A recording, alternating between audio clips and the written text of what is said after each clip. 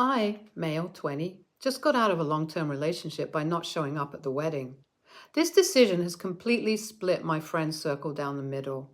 A few of the impartial ones told me about this subreddit, and I decided to write out everything that happened here. I'll accept whatever judgment you guys have. So, I had been with this girl, Cindy, female 19, since I was 14. We were the typical high school sweethearts, and despite being really young, I think our relationship was quite mature, and we had common goals and priorities. In short, we were hella compatible. At least that's what I thought. Cindy and I both went to different colleges and even got over the hump of long distance. Basically, at the age of 18, I was 100% sure that Cindy was my soulmate. I do still believe in that, lol. And proposed to her. She said yes, and we were both engaged. Obviously, since we were in college, we didn't plan on getting married right away, but our schedules matched up due to a few changes in my academic calendar, and we were planning on getting married in June. Once the date was set, though, I saw a side of Cindy that made me super uncomfortable. Like, I've heard the term Bridezilla before, but I thought it was blown out of proportion just for the heck of it. Not in this case, not one bit. Cindy behaved terribly with our prospective caterers and venues. She even made our wedding planner cry by questioning her taste. She was snarky to me, her mom, my mom, and basically everyone else who was involved in the wedding. It's not even as if it was just stress, because I was pretty free during this time and would jump to help or do whatever needed to be done to help with the wedding. I say this because I'm not one of those yes dear, okay dear kind of dudes. I was fully invested in making the wedding magical for me and my fiancé, but she wasn't happy with anything. Even if we stretched out our budget, it didn't work for Cindy, and we fought more than we had ever fought during this time. Just a few weeks before our wedding, I was approached by my brother Josh, male, 28, and he told me in private that his wife was pregnant. I was super happy for them since my brother and sister-in-law had been trying for a baby for a year. I congratulated them, and then he said, "Listen, I don't want anyone to hear about this before you and Cindy are married, okay? It would take the attention away from the wedding." I honestly didn't mind if my family knew, though, and I told him as much.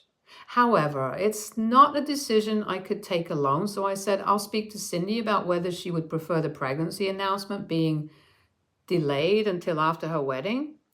So when I told her, she had a reaction that was far worse than I imagined. She straight up said, "Frick, that I'm not letting those attention hogs come to my, not our, by the way, wedding." This was a terrible thing to say. Josh was an amazing role model for me growing up and had been nothing but kind to Cindy. My sister-in-law was also a really sweet woman, and I wanted both of them at our wedding. It wasn't something I was willing to compromise on. Besides, nobody would know. It was only going to be me and Cindy who were aware of this. I tried to explain this to her, but she said, "There's a chance it could come out, and besides, I would know."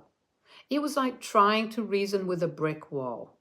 I think that was the moment when I realized I had mentally checked out of the relationship. I was already planning on having a serious conversation with Cindy about how I didn't like her attitude and behavior. Everything before this was fixable, but the way she spoke about my brother and sister-in-law wasn't. I wasn't thinking straight, though, and wanted to make sure that Cindy learned her lesson and knew we were over for good. I won't lie. I wanted to do something that would embarrass her. I played along. I said, "Sure, we won't invite them. Whatever works for you, babe." I didn't say that to my brother, though. I wanted him to be there so that Cindy knew that I chose my family over them. So on the day of the wedding, I went with her to church, too. Everything was happening smoothly. An hour before the wedding vows, I got into my car and left. I texted an explanation to my family and put my phone on silent. Drove around for a bit and came back to my parents' house the next day. The fallout was immense because Josh made my text message public at the wedding. He read it out in front of everyone and called Cindy out for being selfish. She left with her parents in tears, and I haven't heard from her. My family is strictly on my side, but a lot of my friends are saying that what I did was extremely tasteless and created unnecessary drama. I do get what they mean. because we have a shared friend circle and Cindy was a really nice girl to everyone before the engagement. What do you think, Reddit? Update 1. So obviously I had to speak to Cindy again after a while to get all my stuff back, and she went off on me for not communicating with her that I was feeling so put off by her Bridezilla behavior. The thing is, I had already done that. I had spoken to her about it loads of times, but she always deflected or fought with me without resolving the damn thing. When I brought this up, she didn't have any response and just said that she hated me. I don't think it would be good for either of us to meet after that exchange, so I told her that I'll send someone over to pick up my stuff from her. She agreed curtly, and one of our mutual friends said he was willing to help out. He went over and came back around 3 hours later. It was a long story, but he said that Cindy asked him to stay and looked really emotionally vulnerable. He obliged, and she went off about how she felt like she had made a mistake and wanted me back. After that, she apparently made a pass at him. Kind of polar opposites, if you ask me. It's clear that the breakup is impacting her really badly. I mean, it hurts for me too. But since I checked out of the relationship a while back, it hurts less.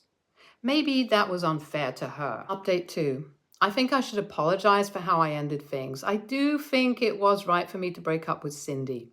Seeing a person under pressure really shows you who they are, and seeing Cindy like that made me realize that even if we have good years, when things get bad, she won't be there to support me or keep herself composed. I also don't think I could get over how casually she dismissed my brother from our wedding and had no sense of excitement for my sister-in-law getting pregnant. That may all be true, but it still doesn't get away from the fact that I was an a-hole for making everything so painfully public, which intentionally dealt harm to Cindy. She may be my ex, but she was also my first girlfriend. A lot of my firsts. And I should respect that. I don't know if we can be friends after all this, and it may take a long time for that stage to come, but I'm mustering up the courage to go over to her house and apologize for the way I behaved. Update 3. I went over to Cindy's house. It was tough. Her dad answered the door and said, "Son, I have half a mind to beat you senseless." So you can imagine what kind of welcome it was. After a lot of convincing, he relented and Cindy came to see me at the door. I gave her a genuine, heartfelt apology, and I told her that I was a fool for purposefully hurting her like that. I said it was dishonest of me to lead her towards a wedding with no intention of marrying her. I said we both deserve people who are more compatible with each other, and I hoped that she found someone for her. She accepted my apology and even joked that people will forget about it in a year or so. I promised that I wouldn't let people joke about it and fully accept my fault in our breakup for all that, and we were on the same page. But after that, Cindy said that she wants a second chance at everything. She said she's learned her lesson and knows that she was being insufferable and wanted to show me that she could change. I wanted this to be true and I wanted it to work, but I don't think it's something that I could get over. And because of that, I wasn't able to commit again. She accepted that, but it seems unlikely that we can remain friends when both of us want different things. We're going to go no contact together, and hopefully that will be for the best. The whole ordeal has been super tough, and I think I've made it tougher for myself. The relationship is unfixable, and there isn't any doubt about that, but I put both of us through a lot of extra emotional pain just because I wanted to make a statement. I will learn from this, and I'm going to focus on myself for now. ESH, I don't know what else the outcome could be. Your ex was clearly being toxic, and you let it continue until she could really cut deep. I know it's tough to have these conversations and establish boundaries. I know you tried too, but that doesn't justify adding fuel to the fire with the stunt you pulled at the wedding. You not only made a huge scene, but hurt your brother's feelings by telling him the truth, deliberately creating anger between him and Cindy. I know none of this was your intention, but yeah, you guys should have broken up with more class. ESH, you less and Cindy more. Engagements can be really stressful for everyone. God knows my husband and I had a rough patch then too. But it's something that had to be kept in check and constantly worked on. If it wasn't worked out like you said, you should have broken up with Cindy the moment she said your brother and sister-in-law weren't welcome. Instead, you did something childish and immature. Apologizing was a good first step, and I hope that both of you can grow around this pain. Next story. Throwaway account. I, 35, male, used to be married to my high school sweetheart, Kelly, 35, female. We got married after undergrad, and overall, I would say that we were really happy. The biggest conflict that I would say we had was the topic of children. Not the idea of actually having them, but when. I've always wanted to be a dad and wanted to have my kids while I was still young enough to run around with them while they were kids and have a good adult relationship with them once they got older. Kelly brought up a lot of good points about needing to get married, living fully on our own, and being out of debt first. For about 5 years, I worked a job I had no passion for, solely because of the large paycheck, and I was able to nearly wipe out our debt completely. We didn't have a lot to begin with in the first place. Then Kelly said she wanted a house, so we got one. Then a few months in, she talked about wanting to go to grad school. Even though we often fought about children, in the end, I always supported her choices because I didn't want her to resent me. I would often ask her if Kelly had ever changed her mind about wanting kids, but she assured me that she still did, just not now. I asked when that would be, and it always felt like she kept moving the goalposts whenever she'd list her requirements, and that I was painted as a jerk for pressuring her to have kids. Unfortunately, after weeks of not feeling well, Kelly was diagnosed with an illness. It was rough, but I stood by her and she pulled through, but the cost was her fertility. I felt like a jerk again because a part of me resented Kelly for not agreeing to have kids sooner, and that resentment grew when Kelly refused to look into using a surrogate, insisting that either we were both the bio parents or neither of us were. In the end, I couldn't take it and just divorced her. A lot of people call me selfish, sexist, misogynistic, etc., but I just wasn't sure if this was something I would be able to truly let go of. I let Kelly keep the house and moved out of town. Eventually, I met and fell in love with Angela, 32, female, and after shortly moving in together, she got pregnant, so we got married. She entered her third trimester with our baby girl, and I'm so excited. A friend back in college moved back to the States and wanted to have a small party to see everyone. He invited Kelly and me, so I checked in with him privately and asked if it would be okay to bring my wife, and he said that it was cool, so I did.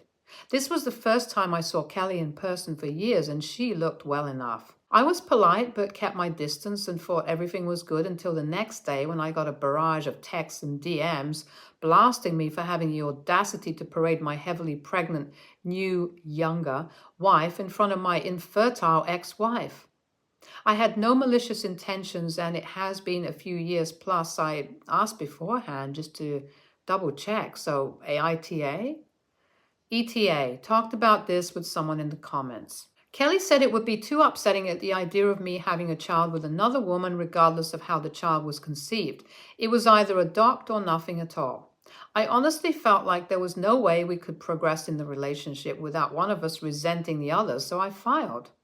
If she truly didn't want kids, she put on a great performance.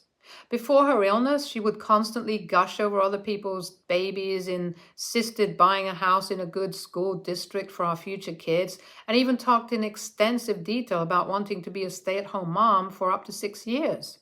I think Kelly just assumed we'd always have time, and then life threw a curveball. If Kelly had stated that she would have been open to having children sooner under the condition that I be the primary caretaker, I would have done it. I would have even taken a lesser paying job so I could have the free time to do it. I never wanted to put in a position where she felt like she would have to give up her career entirely. ETA 2. Stepped away for a little bit, but I just wanted to be clear about something. I did not leave Kelly while she was still sick. It was a year after she was healthy again, and we had been in therapy for months. NTA, I don't think you are an a-hole. It's sad that Kelly is infertile, but you didn't bring your wife to rub her infertility in her face. You reached out to your friend and you got the okay. Just block anyone sending you nasty texts. Also, from that you wrote, it sounds like Kelly never wanted kids and she kept leading you on with the hope that you'd eventually drop the issue. Divorcing her was the right move too. If not, your resentment would have kept growing. NTA, you were invited and it's normal for someone's spouse to accompany them. Plus, you checked with the host in advance. I don't think you're an a-hole for getting divorced. Differences in expectations around having children is pretty common reason. You haven't seen your ex in years. Life goes on. Nobody should be surprised that you married again and are having a baby. I also don't think a 3-year age gap makes your wife a child bride. NTA, you're both adults. Being upset seems petty. My current wife has also been divorced by her past husband, mostly around her infertility. He's newly married and has a second kid on the way. She has no real feeling about because our marriage is great and we are happy where we are at together. So yes, the circumstances for your ex kind of suck, but if she was happy in her own life, it would not be such a big deal to her. Also, you have no responsibility over other people's reactions, etc. Live your life. Next story. I, male, 30s, live with my wife, female, 30s. We both work full-time jobs and have 3 kids, aged 3, 6, and 7. I used to work from home with flexible hours, but I've been offered a promotion which requires me to go to work in person. The pay increase is really significant, so my wife and I agreed I should take the promotion and hire a part-time nanny for our kids. I got in touch with a nanny agency and they matched us to someone who lives local. They only told us her first name, which was a really common name anyway, but for the sake of the story telling, we'll say her name's Sarah. I spoke to Sarah on the phone and she seemed really nice. We arranged a day for her to come over and meet my wife and the kids and for us to show her around the house. When the day came around and we met her, it turned out that my wife already knew Sarah. It was really awkward. I wasn't sure how they knew each other until afterwards.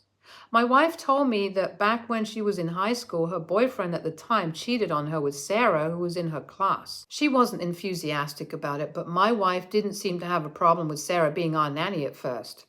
Our kids love her. She has lots of experience and she's available when we need her. After a couple of weeks with pretty much no issues, my 2 oldest kids came to me and say that they don't want Sarah to come back. I asked them why, and they said she's evil.